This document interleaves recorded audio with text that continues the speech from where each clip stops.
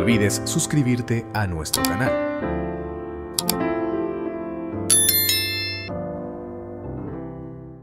Nuestros hermanos ministros, en el nombre bendito del Señor. Abriremos nuestras Biblias en el libro de Proverbios, el capítulo 8, el verso 36. Proverbios 8:36 dice de esta manera, para la honra y gloria del Señor: mas el que peca contra mí defrauda su alma. Para la honra y gloria del Señor. Pónganse cómodos, Iglesia del Señor, dentro de la explanada y en las glorietas y en las calles. El Señor le dé paz y tranquilidad, quietud en sus almas a toda la Iglesia del Señor que está, hermanos, a la intemperie, para que todos podamos aprovechar la palabra bendita del Señor. El tema que concierne en este horario se denomina ¿cómo alcanzar el perdón de Dios? Cabe anotar que no es un tema evangelístico, que esté dirigido, hermanos, a las personas de afuera cómo arrepentirse ni llegar a la iglesia del Señor, sino que es un tema doctrinario para todos los que, hermanos, un día el Señor tuvo misericordia de nuestras almas y nos ha traído el Señor y hacemos parte integral de la iglesia de nuestro Señor Jesucristo, según este glorioso evangelio que ha sido entregado por Cristo al apóstol del Señor y que hasta el día de hoy se predica debajo de toda la creación. El tema, ¿cómo se llama, hermanos? ¿Cómo alcanzar el perdón? El texto que hemos tomado nos dice: mas el que peca contra mí, ha dicho el Señor, defrauda su alma. Cuando cometemos cualquier clase de pecado, después de tener el conocimiento del Señor, de haber recibido este santo llamamiento que Dios nos ha hecho y que nos permite ser parte de la iglesia del Señor, ofendemos al Señor, le fallamos a nuestro Dios, pecamos, estamos defraudando nuestra alma. Es menester que entendamos que a raíz de estas faltas o pecados, nuestras almas quedan incomunicadas con Dios. Eso equivale a la pérdida de la comunión con nuestro Dios. Nuestra alma está entonces separada de Dios, excluida, sin la comunión de Dios. ¿Y cómo le parece, iglesia del Señor, esta situación? ¿Es una situación triste? ¿Es una situación lamentable? Sí, es una situación, hermanos, de tristeza.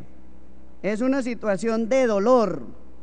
Digamos, es una situación angustiosa que vive nuestra alma, ya que la alegría y felicidad de nuestra alma es estar en comunión con Cristo, nuestro amado y bendito Salvador. De cada uno de nosotros, si estamos en esa situación espiritual, depende de cada uno de nosotros. ¿Qué cosa? Depende que esa angustiosa situación sea breve o se prolongue. ¿Me estoy dando a entender? Bendito sea el nombre del Señor. Ya no depende de Dios, depende de nosotros. En el libro de los Proverbios, el capítulo 8, verso 36, nos está diciendo de que el que peca contra Dios defrauda su alma. ¿Qué produce el pecado en nuestra alma? La muerte le produce un mal muy fuerte, hermanos, que desde luego pone en peligro la salvación de cada uno de nosotros, de cada una de nuestras almas. Y reitero, de cada uno de nosotros depende que esa situación sea breve o esa situación se prolongue, o lo más lamentable sería que nosotros nos habituemos a vivir en esta situación triste de cada una de nuestras almas. Pero eso no significaría la condenación de este ser espiritual que el Señor nos ha dado a cada uno de nosotros, y que sabemos todos y estamos conscientes que un día, como dice la doctrina apostólica, estaremos, hermanos, dando cuenta delante de la presencia de nuestro Dios. El Espíritu del Señor, hermanos, contra aquellos o aquellas que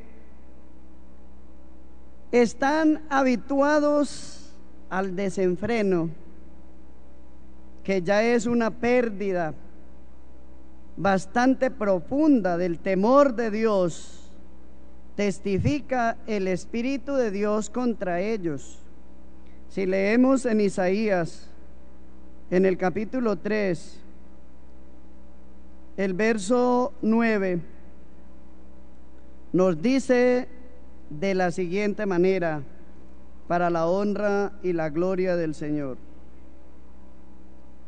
la apariencia de sus rostros testifica contra ellos, porque como Sodoma publican su pecado, no lo disimulan.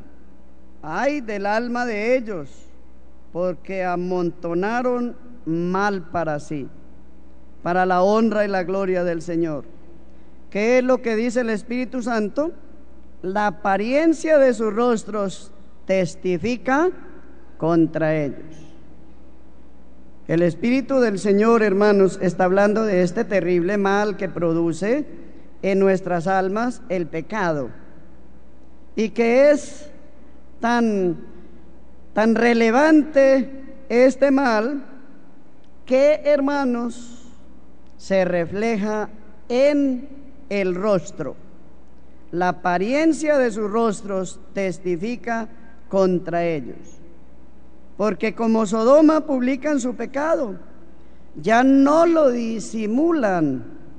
Hay una pérdida, reitero, de la comunión, del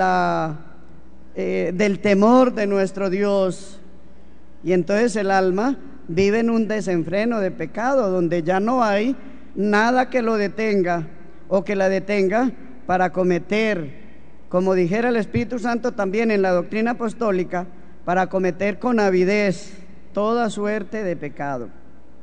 Pero hay una sentencia de parte de Dios: ay del alma de ellos, porque amontonaron mal para sí. Todos sabemos lo que dice la palabra del Señor: la paga del pecado ¿es qué cosa? La paga del pecado es muerte. Y esa muerte principia siendo la pérdida de la comunión con Dios. Así que, iglesia del Señor, vivir en esa deplorable condición nunca será ni grato para Dios, ni mucho menos saludable para nuestra alma. A todos los que un día hemos sido redimidos por Cristo, nuestra alma desea la bendición de Dios. A nuestra alma le agrada, a nuestra alma le gusta estar en comunión con Dios. ¿Qué otra cosa habrá que produzca más felicidad que estar en comunión con Dios? No hay nada más, ni las riquezas ni las vanidades de este mundo. A nosotros, los que hemos sido llamados por Dios para ser parte de este pueblo, nuestra mayor alegría y felicidad es estar en comunión con Dios. Estar en comunión con Dios equivale a tenerlo todo, a tener su gracia y a tener su bendición. Por esa razón, la comunión de Dios es la vida de cada una de nuestra alma, porque la otra situación significa muerte. Entonces el Señor, si bien es cierto, nos ha dado una grande bendición, que es hacer parte de este pueblo, que es una bienaventuranza y que no depende de nosotros, depende de nuestro Dios. Nuestro Señor Jesucristo, Él decía: yo soy el camino, la verdad y la vida. Ninguno va al Padre si no es por mí. Pero también dijo estas palabras: pero ninguno puede venir a mí si no le fuere dado del Padre. Pues el Padre nos ha dado esa grande bienaventuranza de llegar a Cristo y ser aceptados por Cristo. Por eso, cuando oímos la predicación de este glorioso evangelio que el Señor le encomendó a su siervo, creímos en este bendito evangelio que ha tornado nuestra vida que vivíamos, hermanos, una vida licenciosa, en el pecado, sirviendo por naturaleza a los que no son dioses. Ha transformado nuestra vida en una vida de paz, de alegría, en una vida de esperanza. Y dijo el apóstol Pablo: si es que habéis gustado la benignidad del Señor. El Señor ha sido enfático en decir que Él es un Dios de misericordia y de bondad, pero que el pecado nos aísla de nuestro Dios. El pecado nos produce la muerte, la pérdida de la comunión con nuestro Dios, como precisamente lo decía el Señor a través del profeta Isaías, allá en el capítulo 59, el verso 1, Isaías 59, 1. Si algún hermano o hermana hace el favor de leerle, el Señor le pagará.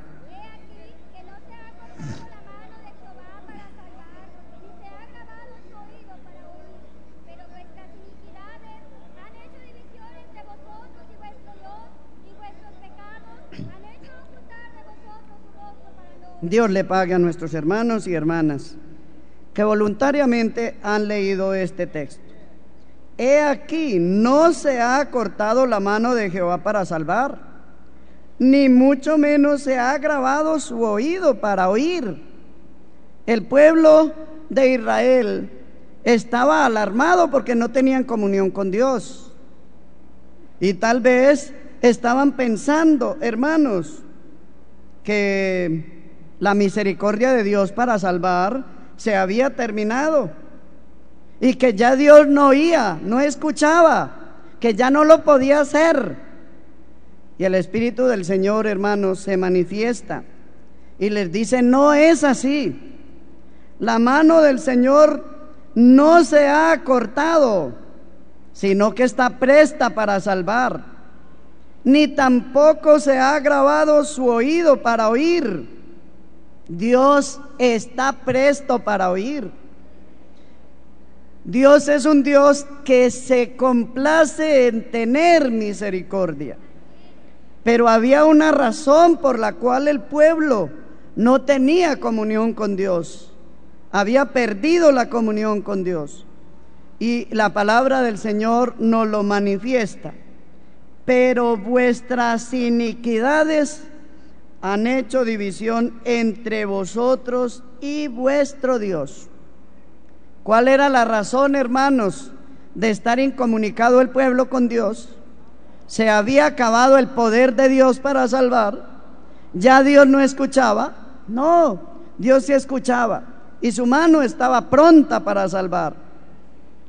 Pero la conducta, el comportamiento del pueblo, que eran una gama de pecados y de iniquidades, habían construido una división, un muro muy alto y muy fuerte que estaba impidiendo que se manifestara Dios y el pueblo pudiera tener comunión con el Señor. Vuestras iniquidades han hecho división entre vosotros y vuestro Dios, y vuestros pecados han hecho ocultar de vosotros su rostro para no oír. ¿Cuál era el comportamiento del pueblo? ¿Qué tipo de conducta estaba manifestando el pueblo delante de Dios? Una conducta nefanda. Hermanos, habían perdido el temor de Dios. Cometían, hermanos, sin temor de Dios, toda suerte de pecado, pero estaban de pronto exigiendo la comunión con Dios, y cuando ve que no la tienen, reclaman ellos y dicen: bueno, ¿qué pasó? Se acabó el poder de Dios para salvar, ya Dios no oye, ya Dios no escucha. Y repito, Dios es un Dios que se complace en tener misericordia. Bendito sea su santo nombre. Hermanos, podemos, si nos descuidamos en nuestra vida espiritual, ofendemos al Señor, podemos estar separados de Dios, incomunicados de Dios, a causa de un abismo, a causa de una división que se ha abierto entre Dios y nosotros por nuestra conducta, por nuestros pecados, por nuestras iniquidades. Y si no sentimos nosotros el dolor por esa pérdida de la comunión con nuestro Dios, quiere decir que nuestra alma ha perdido la sensibilidad espiritual. ¿Qué habrá perdido nuestra alma? La sensibilidad espiritual, o nos hemos convertido en almas insensibles, cuyas conciencias pueden estar cauterizadas.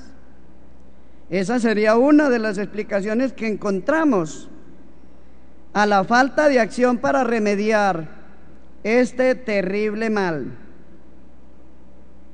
Hay que entender, hermanos, que un enfermo es difícil que acuda al médico si no es víctima de un dolor agudo y permanente. En la mayoría de ocasiones, cuando padecemos alguna dolencia que no es fuerte, que no es profunda, nos resistimos para acudir al médico. Se hace necesario la presencia del médico cuando ese dolor o esa enfermedad avanza. Entonces, hermanos, se convierte en un dolor impenetrable, un dolor fuerte e insoportable, que en muchas ocasiones inmoviliza, hermanos, al individuo, y es donde implora la presencia del médico, buscando en él, hermanos, un alivio a su dolor. Si no hay dolor en nuestras almas, si no hay un dolor en nuestro corazón por la falta, por el pecado, por la iniquidad, es difícil de buscar a Dios y de proceder al respectivo arrepentimiento,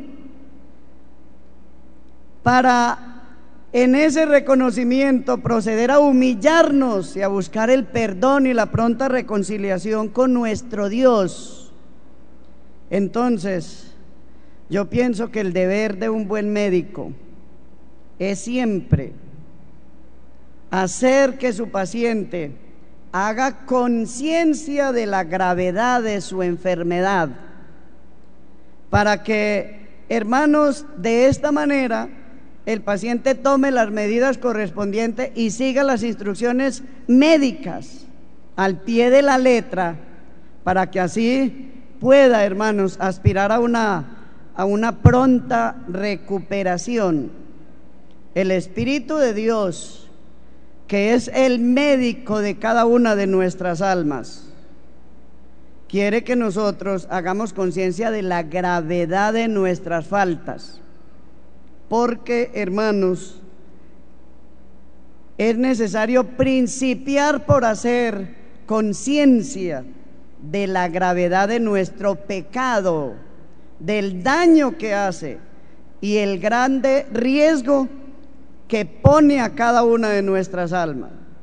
El Señor en su misericordia nos ha llamado para ser parte de su iglesia. Somos bienaventurados. El Señor nos ha predestinado desde antes de la fundación del mundo para ser parte de esta grande bendición. Pero con estas faltas, con esta desobediencia, con este descuido espiritual, podemos hacer nula la predestinación que el Señor ha hecho en cada uno de nosotros.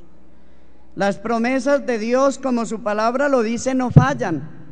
De parte de Dios nunca, hermanos, se terminará la predestinación que Él ha hecho respecto de cada uno de nosotros. Pero pregunto, ¿nosotros sí podemos echar abajo la predestinación de Dios? Sí, nosotros sí la podemos hacer nula. Por eso el apóstol Pablo dice: haced pues firme vuestra vocación y elección. Bendito sea el nombre del Señor. Lo que nos dice el profeta Isaías es algo gravísimo. Estar separado de Dios es algo grave, porque la práctica común y constante del pecado, cual anestesia, puede adormecer nuestras conciencias, puede adormecer nuestras almas y convertirlas en almas insensibles al remordimiento por haber pecado. Pero pregunto, ¿podrá haber alguna alma que sea feliz sabiendo que sus ruegos, sabiendo que sus peticiones y sus alabanzas no son escuchadas y son desatendidas de parte de Dios? Pregunto, ¿quién podrá ser feliz? ¿Quién podrá tener paz? ¿Quién podrá tener alegría? No, yo creo que ninguno, a no ser que su alma esté completamente muerta delante de la presencia de Dios.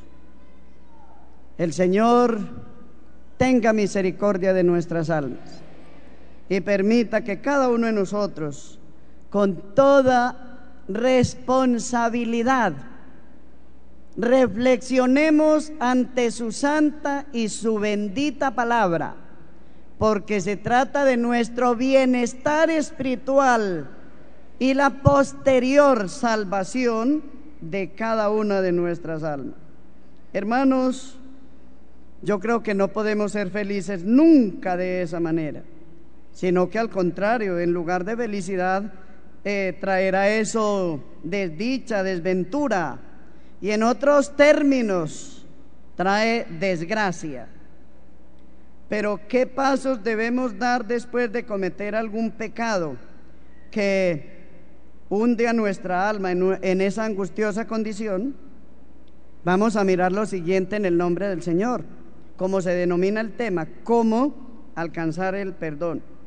Primero, saber y estar dispuesto a perdonar.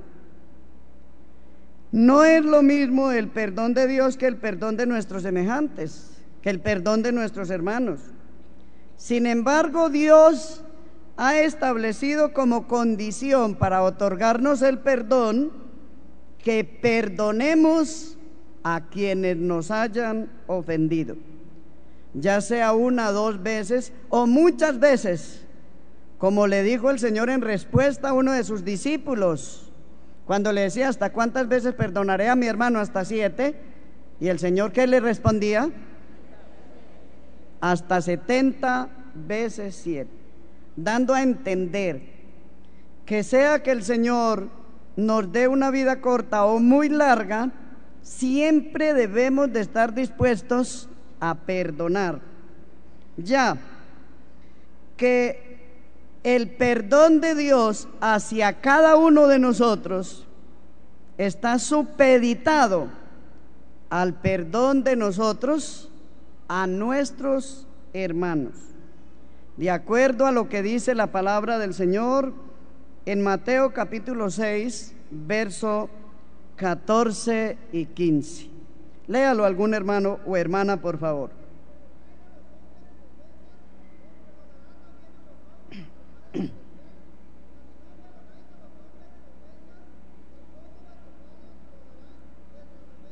Dios le pague al hermano. Y dice, porque si perdonáis a los hombres sus ofensas, os perdonará también a vosotros vuestro Padre Celestial. Si perdonamos nuestras ofensas, ¿qué va a hacer nuestro Padre Celestial? Va a perdonar las nuestras. Mas si no perdonáis a los hombres sus ofensas, tampoco vuestro Padre os perdonará vuestras ofensas. Repito, Dios a nosotros nunca nos perdonará si nosotros no estamos dispuestos a perdonar. Conocemos muy bien la doctrina del Señor, a lo menos en una grande mayoría de la iglesia del Señor, a no ser hermanos relativamente nuevos, pero conocemos la enseñanza de Cristo cuando dijo: si traes tu ofrenda, ¿dónde? Al altar, y allí te acuerdas que tu hermano tiene algo contra ti, ¿qué debemos de hacer? Deja tu ofrenda allí en el altar, dando a entender que esa ofrenda ya está consagrada a Dios, pero regresa y reconcíliate con tu hermano. Cuando ya estés en paz con tu hermano, entonces no hay impedimento alguno. Ven y presenta tu ofrenda, dando a entender Cristo que aquella ofrenda ya será como delante de Dios, será grata, será agradable, será aceptable delante de Dios. ¿Por qué cosa? Porque ya no hay impedimento alguno, hermanos, para que sea esta ofrenda para la honra y la gloria del Señor. Faltan 6 días para la Santa Cena. Santa convocación, dice la palabra del Señor, la máxima fiesta espiritual, hermanos, que realiza la iglesia del Dios vivo, columna y apoyo de la verdad, la luz del mundo, con la autoridad del apóstol de Jesucristo, es la Santa Cena. Pero pensemos en lo siguiente, hermanos, que estando a escasos 6 días de la Santa Cena, nuestras almas estén urgidas o necesitadas del perdón de nuestro Dios, porque fuimos víctimas en algún descuido, de algún pecado, de un desliz, de una imperfección, y necesitamos de carácter urgente que el Señor nos perdone ese pecado, esa maldad o esa iniquidad, porque estamos conscientes de que la Santa Cena, como su palabra lo dice, es santa, es algo sublime, hermanos, pero que no estando con la debida preparación, ya no nos va a hacer el bien que Cristo quiere para cada una de nuestra alma, sino que nos va a traer una serie de consecuencias negativas para cada una de nuestra alma. No podemos ni debemos bajo ninguna circunstancia, hermanos, comer el pan y beber la sangre de Cristo indignamente, porque el que lo hace, juicio come y bebe para sí. El Señor nos libre de aquello. Pero si estamos dispuestos, hermanos, a ponernos en paz con nuestro Dios, yo quiero preguntar a la iglesia del Señor, ¿qué tanto estamos dispuestos a hacer delante del Señor para alcanzar su perdón? ¿Nada? ¿O si hay alguna disposición para hacer un esfuerzo, un sacrificio para alcanzar la comunión con Dios? La pregunta es, ¿qué tanto estamos dispuestos a hacer? Yo diría, lo que sea necesario hacer, porque no podemos llegar, hermanos, a la fiesta como de pronto llegaron los hermanos de Corinto, donde llegaron sin ninguna preparación y tomaron gran parte de ellos la cena del Señor indignamente. Y el apóstol les decía, razón por la cual hay muchos enfermos y debilitados entre vosotros, y otros, ¿qué cosa? Y otros ya duermen. ¿Nos gustaría que eso nos suceda a nosotros? No, de ninguna manera. Entonces, ¿qué estamos dispuestos a hacer para alcanzar el perdón de Dios? Todo lo que sea necesario. ¿Hasta dónde estamos dispuestos a llegar con tal de que el Señor en su misericordia nos otorgue el perdón? Hay muchos, pudiéramos decir, o más bien todos, que queremos el perdón de Dios, pero que no queremos ceder en odios, en rencillas, en problemas con nuestros hermanos, con nuestras hermanas, o también con nuestras esposas, que vale la pena aclarar. Nuestra esposa, aparte de ser nuestra esposa, es nuestra hermana en la fe de Cristo. Y los hermanos de la iglesia, aparte de ser los esposos, son también ¿qué? Los hermanos en Cristo. Y una cosa es la relación matrimonial y otra es la fe de Cristo. Desde el punto de vista de la doctrina, debemos de ver a nuestras esposas como nuestras hermanas.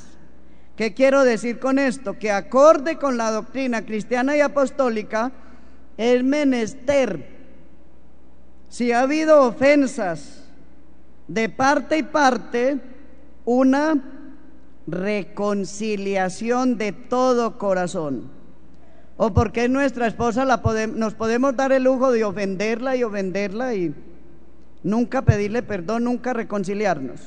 O porque es el esposo, la hermana no tiene que pedirle perdón, o no tiene por qué haber reconciliación.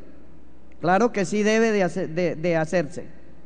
Y si no lo hacemos habiendo este tipo de problemas, de rencillas o de resentimientos, no estaremos participando de la cena del Señor dignamente.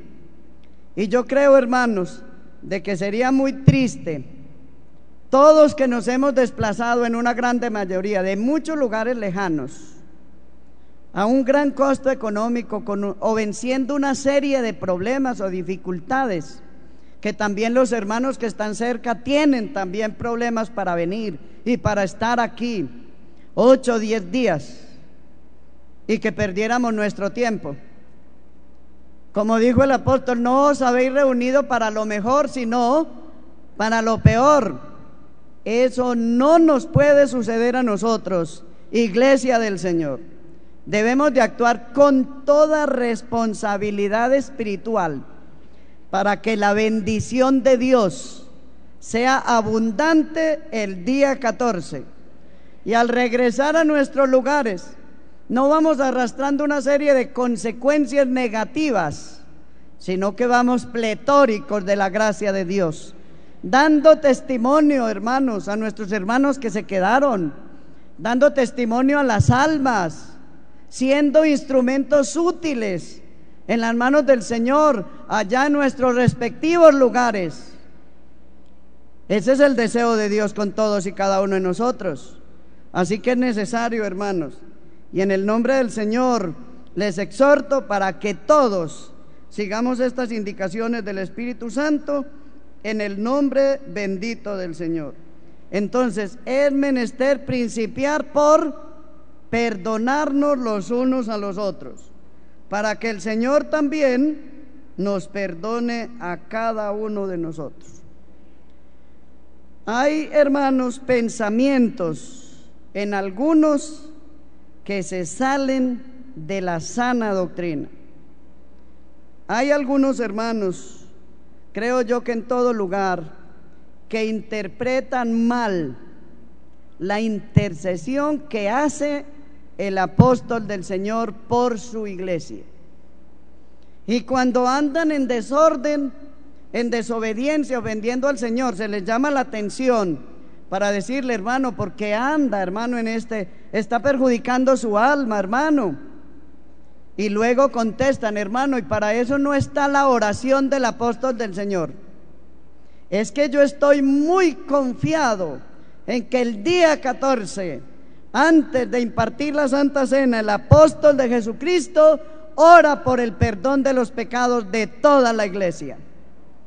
Y mi pregunta es, ¿ese hermano o hermana está bien fundamentado en la doctrina?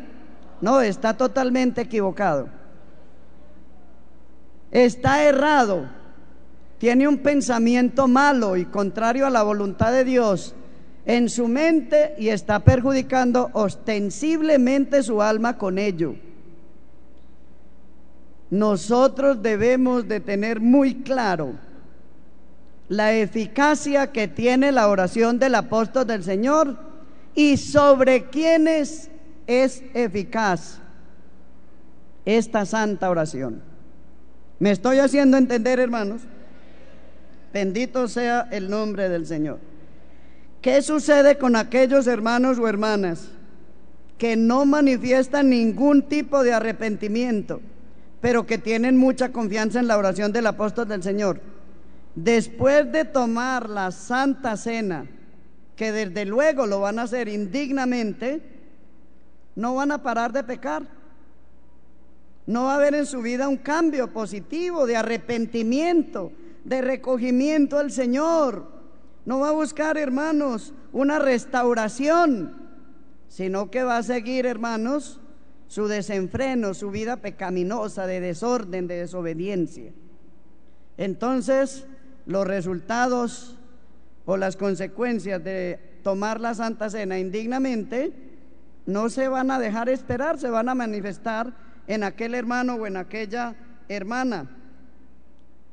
Pero la enseñanza nos está diciendo que es estrictamente necesario para participar de la cena del Señor dignamente que tengamos una adecuada preparación con mucha responsabilidad y fundamentados además en una buena conciencia.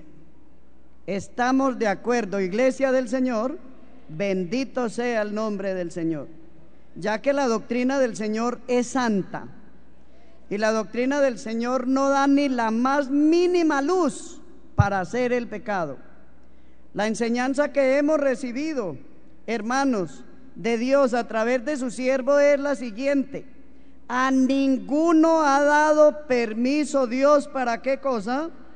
Para pecar, hermanos. Ninguno tenemos permiso de pecar, hermanos, delante de la presencia del Señor. Yo creo, hermanos, que todos hemos escuchado la lectura de la carta que el apóstol del Señor, hermanos, enviara desde Los Ángeles, California, el día 9 de julio del presente año. Yo creo que en su mayoría la hemos escuchado y yo quiero leer, hermanos, una parte de esta hermosa carta donde el apóstol de Jesucristo nos está haciendo claridad respecto de su oración, cuando él, con la autoridad de Dios, le pide a nuestro Salvador Jesucristo que perdone nuestros pecados. Nos está impartiendo una hermosa enseñanza que tiene que ver con esto que estamos hablando hoy. Y dice esta parte de esta hermosa carta, que es una epístola del apóstol del Señor Samuel Joaquín Flores a la Iglesia Universal. Y su hermano Samuel, como embajador, intercede por vosotros, pero no por todos, sino por los que aún sintiéndose con faltas delante de Dios, humillan su corazón, sacrifican su carne y llegan a esta casa de oración en demanda de clemencia, piedad y misericordia.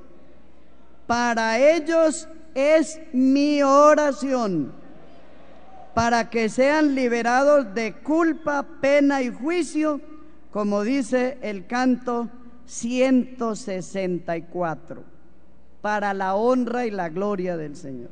Dios les pague a mis hermanos que se han puesto de pie, hermanos. Por su piedad el Señor les pague.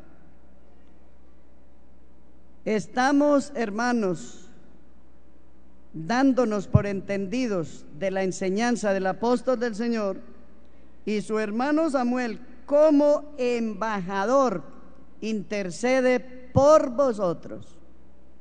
¿Qué hace el apóstol del Señor con el ministerio de reconciliación que Cristo ha puesto en sus manos? Interceder por nosotros como embajador de Cristo sobre la tierra. Pero quiero ser enfático en esta parte, pero no por todos. Digo, ¿el Señor no nos amará a todos? Claro, el Señor nos ama. El apóstol del Señor no es apóstol de todos, también lo es. Pero entonces, ¿qué sucede? Que si no hay en el hermano sinceridad, si no hay arrepentimiento, si no hay conciencia de la gravedad de sus faltas, está siendo excluido, como lo dijo el profeta Isaías. Vuestras iniquidades y vuestros pecados han hecho división entre vosotros y vuestro Dios. Eso es lo que acontece. No por todos, sino por los que aún sintiéndose con faltas. ¿Por quiénes, hermanos? Por los que reconocemos nuestras faltas, por los que sentimos dolor por nuestras faltas, por los que sentimos la tristeza de haber ofendido a nuestro Señor, que es tan benigno, que es tan misericordioso con nosotros, que nos lo da todo, que nos cuida, que nos protege, que protege a nuestros seres queridos, que nos da la felicidad, y que nuestro descuido, falta de responsabilidad, respondemos con una falta, con un pecado, pero que nos duele, lo reconocemos, lo aceptamos, sintiéndonos con falta delante de Dios, humillan su corazón, porque al corazón contrito y humillado, ¿no qué cosa? No lo desechará el Señor, no lo despreciará el Señor. Cuando se produce el verdadero arrepentimiento, hay frutos, se manifiestan frutos, sacrifican su carne y llegan a esta casa de oración en demanda de clemencia.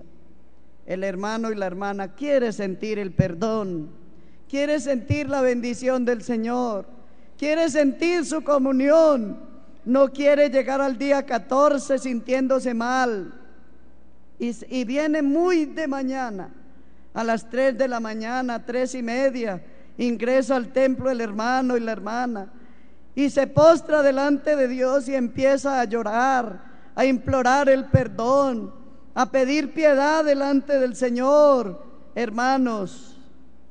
¿Y qué hará el Señor con el hermano? ¿Qué hará el Señor con la hermana? Con los que sacrifican su carne y llegan a esta casa de oración en demanda de clemencia, piedad y misericordia. ¿Qué hará el Dios de bondad? ¿Qué hará el Dios de misericordia? ¿Y qué hará la oración del apóstol del Señor?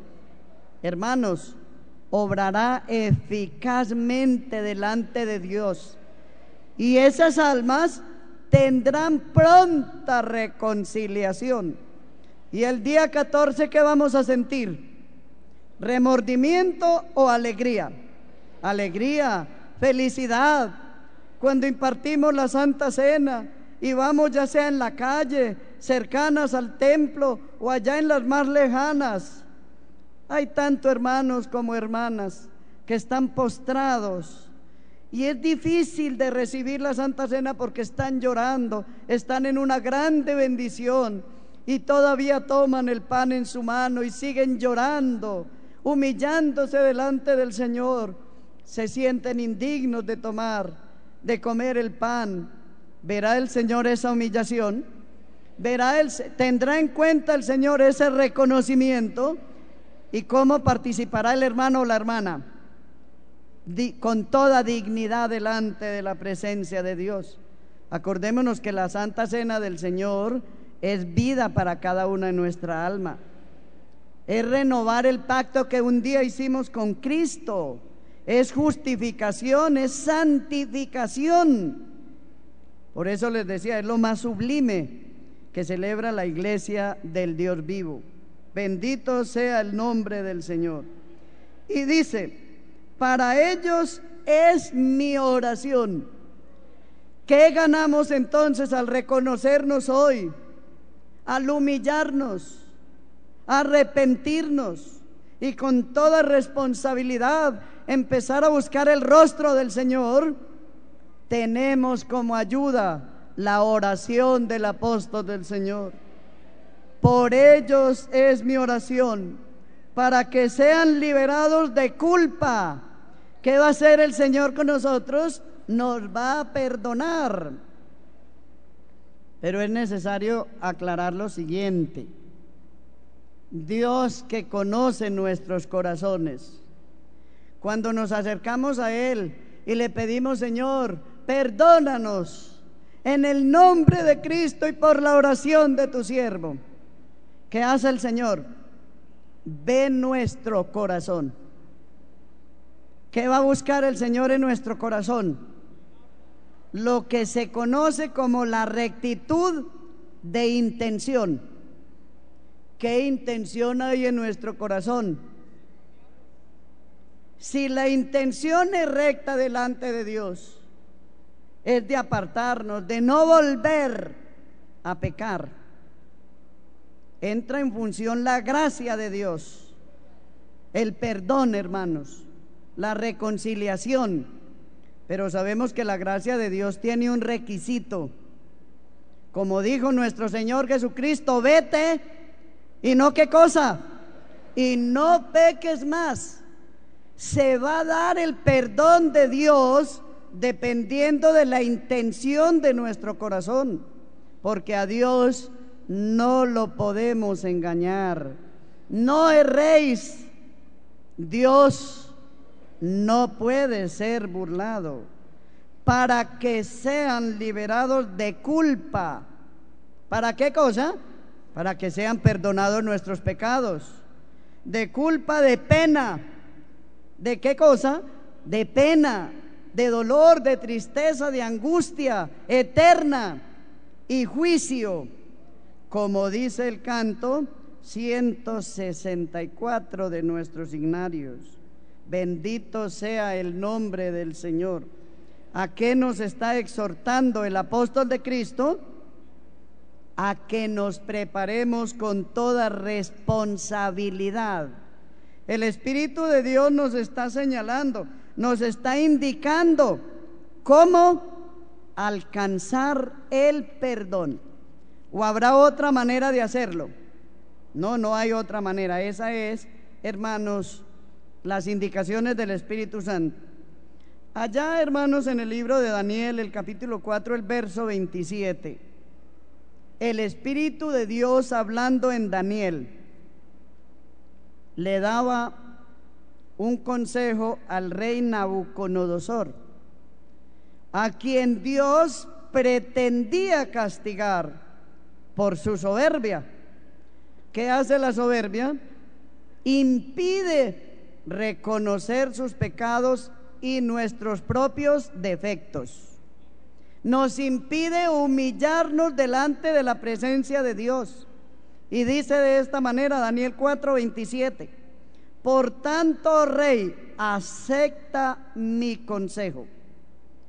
Tus pecados redime con justicia y tus iniquidades haciendo misericordias para con los oprimidos, pues tal vez será eso una prolongación de tu tranquilidad. Este consejo es conforme la voluntad de Dios. Tus pecados redime con justicia y tus iniquidades haciendo misericordia para con los oprimidos.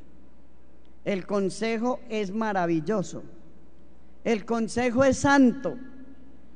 Lamentablemente Nabucodonosor hizo caso omiso de este hermoso y apropiado consejo de Dios a través del siervo de Dios Daniel, y sufrió, hermanos, las consecuencias que se tienen que pagar por la desobediencia. Sabemos de que a raíz de eso Dios lo castigó y lo mandó a vivir en medio de las bestias del campo, como si fuera una bestia del campo. Así vivió aquel hombre, por su soberbia y por su desobediencia.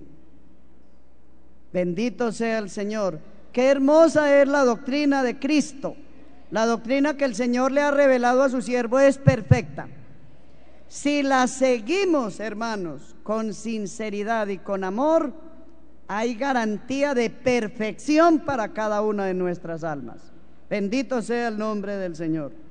En Joel capítulo 2, verso 12, dijo el profeta de esta manera: por eso pues ahora dice Jehová, convertíos a mí con todo vuestro corazón.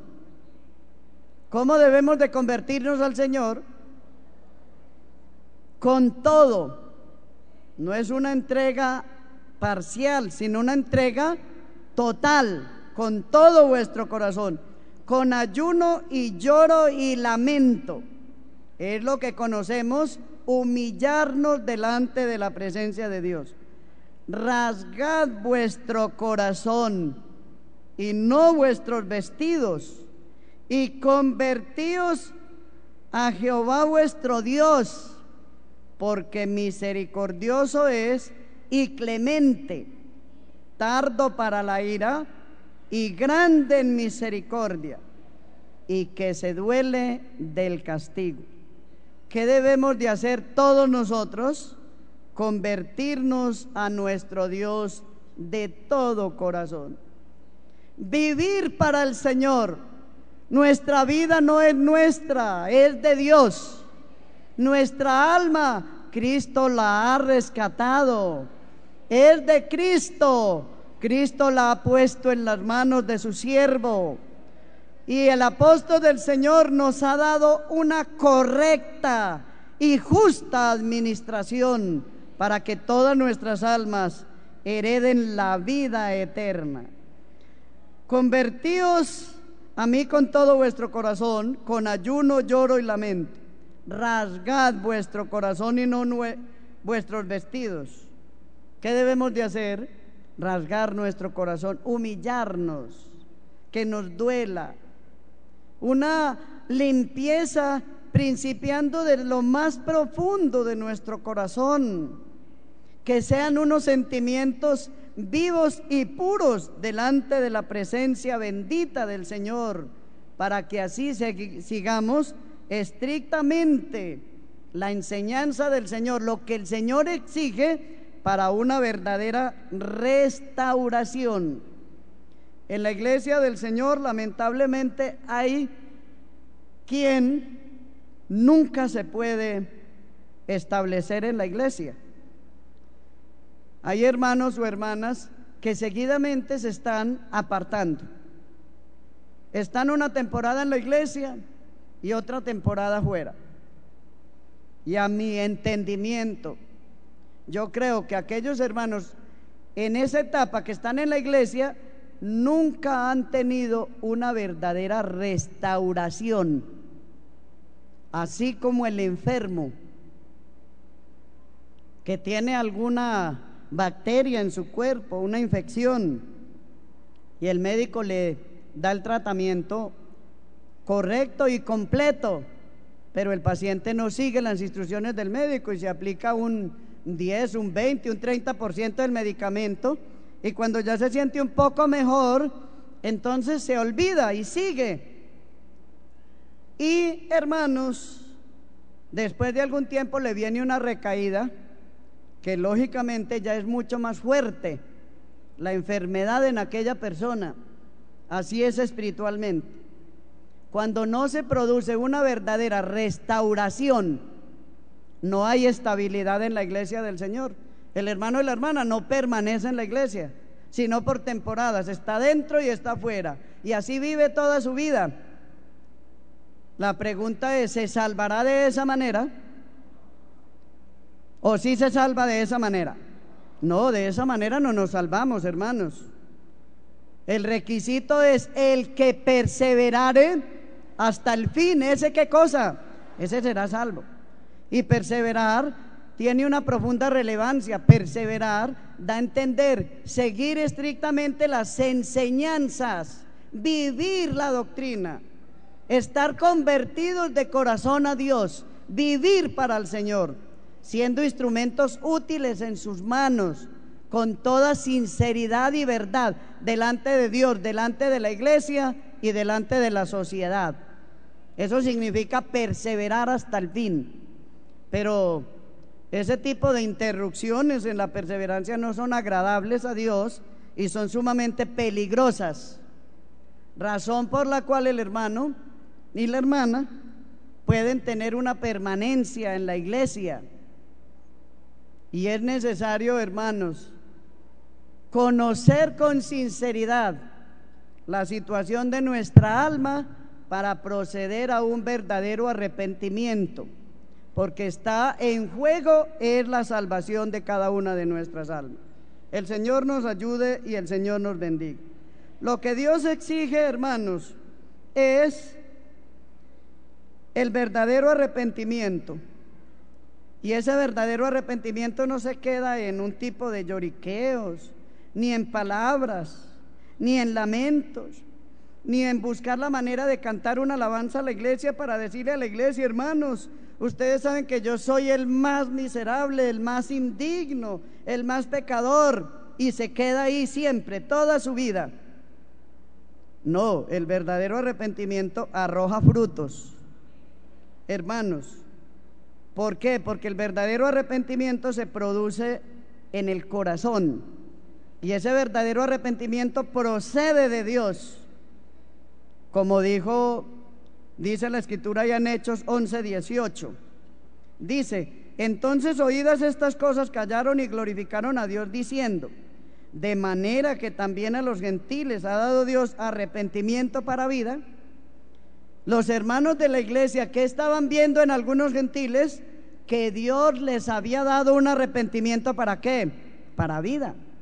El verdadero arrepentimiento es para vida. Y repito, no se queda en ese tipo de cosas, sino que procede a seguir los pasos exigidos por el Señor, hermanos, para alcanzar la bendición de parte de nuestro Dios. Se ven acciones, se manifiestan obras, hermanos, que intentan siempre restituir el daño ocasionado por el pecado. Es menester entender esa palabra de restituir.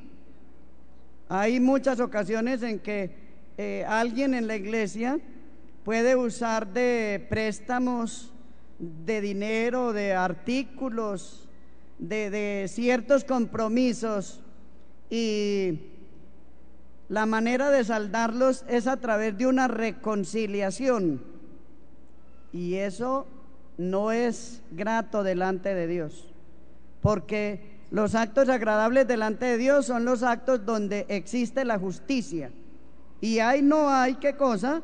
No hay justicia. Desde el principio Dios, a través de Moisés, empezó a darle enseñanzas al pueblo de Israel al respecto de lo que era alcanzar el perdón.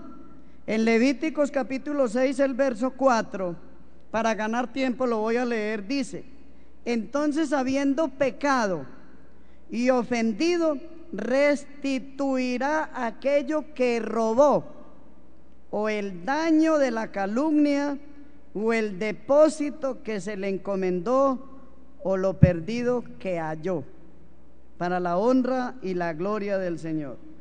Restituirá aquello que robó, o el daño de la calumnia, o el depósito que se le encomendó, lo perdido que halló. ¿Qué quiere decir restituir? Devolver, regresar a su debido dueño eso, pagar la deuda. La reconciliación con el hermano es una cosa, y la deuda, ¿qué cosa? Es otra. ¿Y qué dice el Señor respecto del que toma prestado y no paga? ¿Cómo lo llama el Espíritu Santo? Impío. El impío toma prestado y ¿qué cosa? Y no paga. No podemos caer en ese campo de la impiedad, hermanos, porque echaremos a perder, hermanos, la predestinación que Dios ha hecho en cada uno de nosotros. Bendito sea el nombre del Señor. Y en Ezequiel capítulo 33, verso 14 dice, y 15, si el impío restituyere la prenda, devolviere lo que hubiere robado, y caminar en los estatutos de la vida, no haciendo iniquidad, vivirá ciertamente y no morirá. No se le recordará ninguno de sus pecados que había cometido. Hizo según el derecho y la justicia. Vivirá ciertamente. ¿Quién va a vivir ciertamente? El impío, que restituyere la prenda, devolviere lo que hubiere robado y caminar en los mandamientos de la vida, no haciendo iniquidad, vivirá ciertamente. Ha obrado, ha hecho conforme el derecho y la justicia, ciertamente vivirá. La iglesia del Señor no es de justicia. Claro, la iglesia del Señor es de justicia. La iglesia del Señor es de verdad.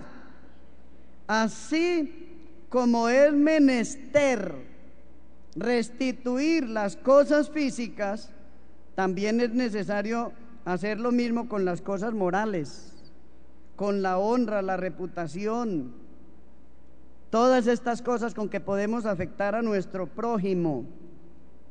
Otro de los pasos a seguir, que es sumamente importante y se llama la confesión. La confesión es un recurso que Dios ha dejado a nuestro alcance para expulsar del corazón la inmundicia que genera el pecado.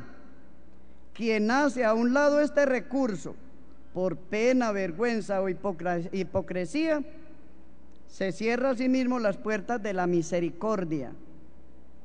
Puede ser que alguien diga, no, eso de confesar las faltas hizo parte de la doctrina antigua. ¿Habrá doctrina antigua o nueva? No, toda la doctrina es que es igual. Y la doctrina no va evolucionando como las cosas materiales del mundo, ya que la palabra de Dios vive y permanece para siempre.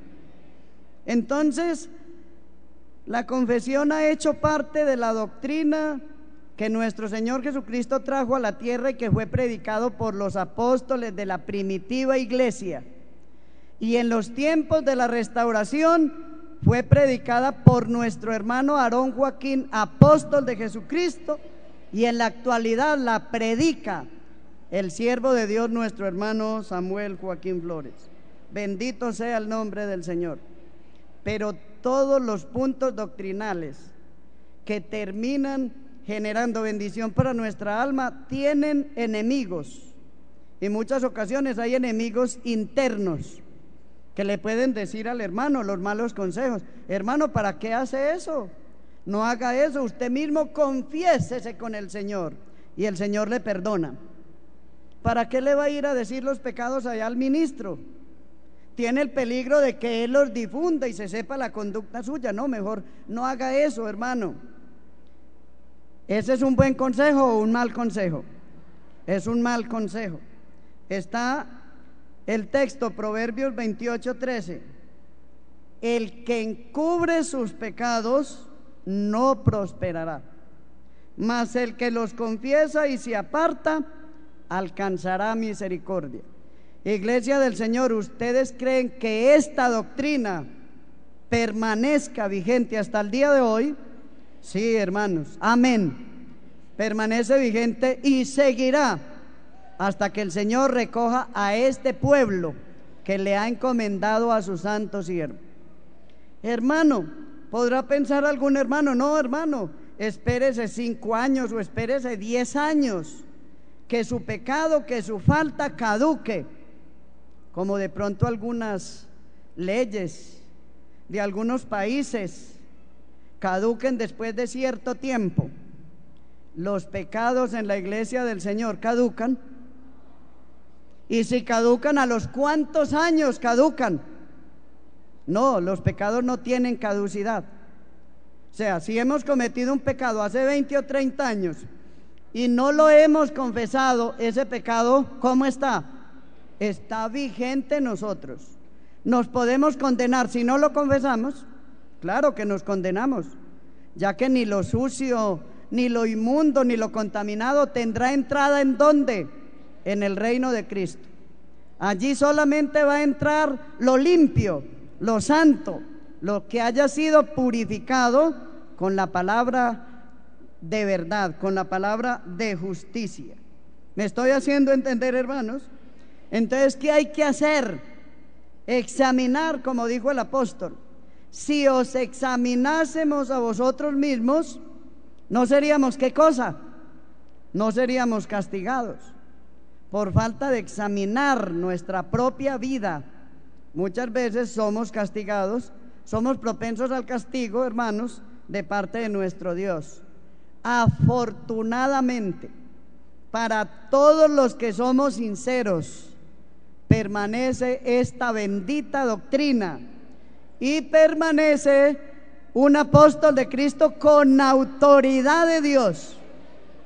Esta doctrina siempre se hablará, siempre se enseñará y siempre nos exhortará a que vivamos una vida limpia, santa, delante de la presencia de nuestro Dios. Entonces, ¿qué debemos de hacer si tenemos pecados antiguos? O en su defecto, los hemos confesado, pero no a la persona correcta, porque le tengo más confianza al amigo, al hermano contemporáneo de la iglesia, de otra iglesia, que al ministro que tiene la autoridad del apóstol del Señor.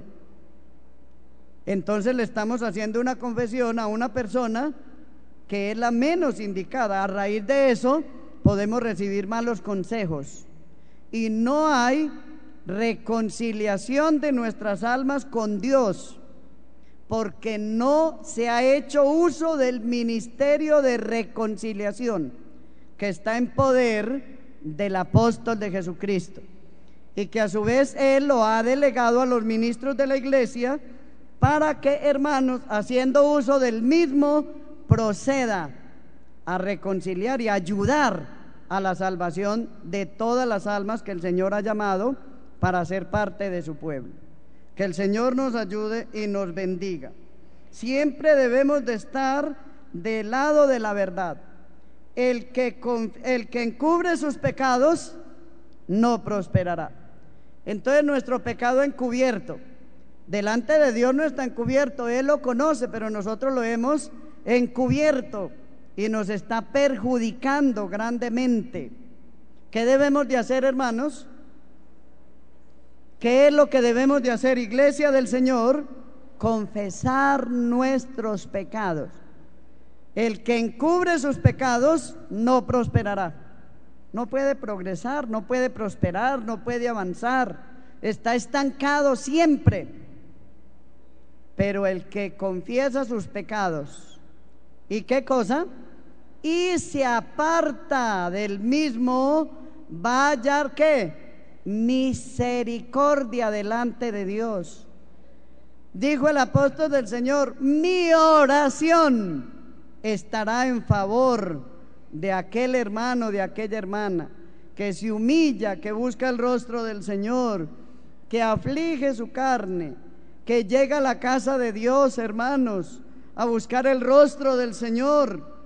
Entonces tendremos bendición de parte de nuestro Dios.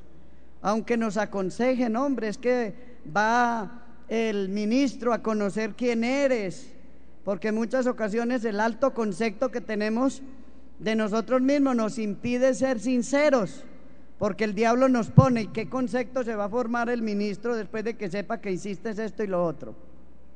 ¿Qué concepto se puede formar el ministro de un hermano o de una hermana que es sincero? ¿Bueno o malo? Bueno, el hermano que viene con sinceridad, y confiesa sus pecados. La hermana que viene con sinceridad ante su encargado y confiesa sus pecados, merece siempre tenerlo en cuenta, porque es sincero delante de la presencia de Dios, porque es un hermano de verdad, porque es una hermana de verdad, porque es alguien que no le importa el concepto que tengan de sí, sino que quiere siempre tener comunión con Dios y vivir bien delante de la presencia de Dios.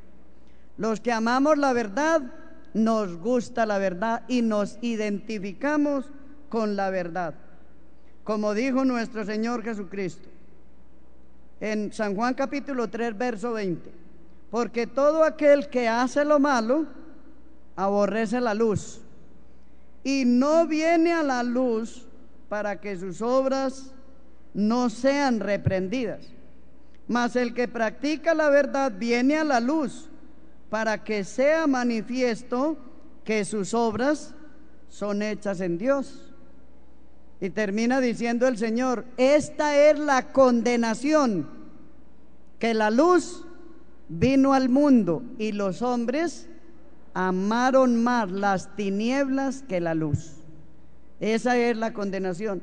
Vino la luz, vino la oportunidad de salvación y los hombres no amaron la luz, no gustaron de la luz y amaron más la oscuridad y las tinieblas, porque sus obras eran malas y porque nunca tenían en su mente ni pretendían apartarse de esas malas obras o arrepentirse de las mismas. Pero nosotros hemos llegado a un pueblo de verdad, hemos llegado a la luz del mundo. Cristo es la luz del mundo y hemos venido porque nos pareció hermoso la verdad, aunque al principio la verdad nos ofendía y nos golpeaba en nuestros principios religiosos, en nuestras tradiciones, pero nos enamoramos de la verdad y llegamos a este pueblo de verdad. Iglesia del Señor, debemos de vivir en verdad delante de la presencia de Dios, como dijera el apóstol Pedro, recomendándonos siempre a una ¿qué? A una buena conciencia delante de la presencia del Señor. Amamos la luz, vengamos a la luz. No temamos confesar nuestras faltas, porque estamos en la luz. Encubrir nuestras faltas es un grave error que trae por consiguiente un grande perjuicio. No, confesemos nuestros pecados y apartémonos de los mismos para que sigamos siendo objetos del amor y de la misericordia de nuestro Dios. El Señor nos ama, Iglesia del Señor. El Señor ha estimado preciosa nuestras almas y nos tiene en este lugar de grande bendición. Hay la autoridad de Dios con nosotros. Busquemos la reconciliación y la bendición para que no nos vayamos con las manos vacías, con nuestra alma triste, llena de remordimiento, sino que regresemos a nuestros lugares, hermanos. Llena nuestra alma pletórica de la bendición de Dios, deseando regresar a este lugar, ver el rostro del apóstol del Señor, oír sus hermosas enseñanzas. Bendito sea el nombre del Señor. El Señor nos ayude y nos permita, hermanos, de todo corazón, recibir su enseñanza para nuestra propia salud espiritual. Sea esta recordación en esta noche para la honra y la gloria bendita del Señor.